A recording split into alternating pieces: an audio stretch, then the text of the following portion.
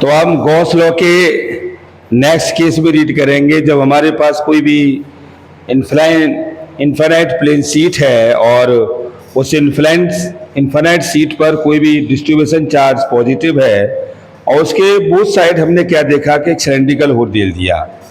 अब cylindrical whole दे दिया तो ये कह रहा है कि ऐसे केस में हमारे पास टोटल फ्लक्स कितना होगा। तो यहाँ प्रैक्टिकली बताया गया है कि an infinite sheet of the charge does not exist.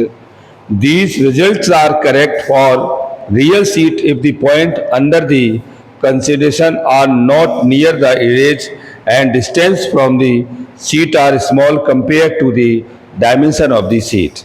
तो that is a total flux आपके पास कितना हो गया, phi is equal to E into E dot ds के साथ। अगर हम यहाँ लेते हैं तो पहला हमारे पास कितना होता है, ये आपके पास हो जाएगा E dot D S one के साथ और दूसरा हो जाएगा E dot D S two के साथ और तीसरा हो जाएगा E dot D S three के साथ, ये एस थ्री के साथ हो जाएगा।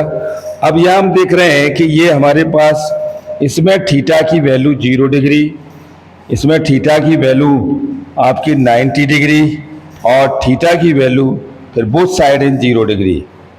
तो यह वैल्यू आपके पास आती है phi is equal to E dot D S is equal to, तो ये आपकी वैल्यू हो जाएगी E integrate D S one 0 से एस वन प्लस 0 और ये ई और ये डी एस थ्री और 0 से एस थ्री के साथ।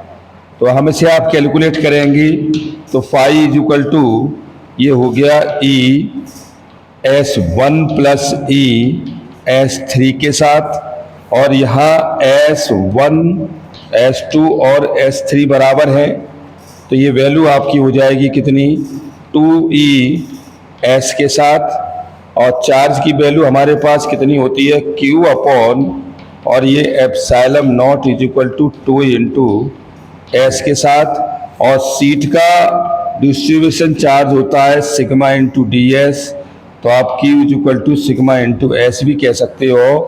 तो ये हो जाएगा sigma S upon epsilon not 2e into S के साथ, एस से एस कैंसिल हो गया तो ये वैल्यू आपकी आ गई E is equal to sigma upon 2 epsilon not के साथ।